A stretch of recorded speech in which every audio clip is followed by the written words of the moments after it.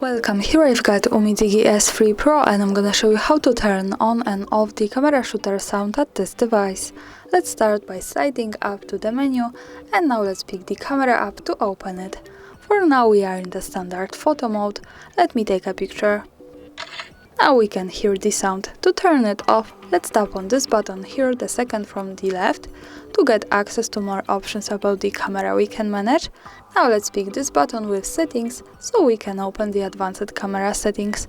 And here in the capture category, at the first place we have the shutter sound, so by using this button from the right, we can turn it off and turn it on, like that as we need. Now let me keep this turned off. When we go back to the camera and take another picture, we can't hear the sound. We can of course tap here to this button and to the settings to turn it on again, and for now we can hear it again. And that's all. Thanks for watching, subscribe our channel and leave the thumbs up.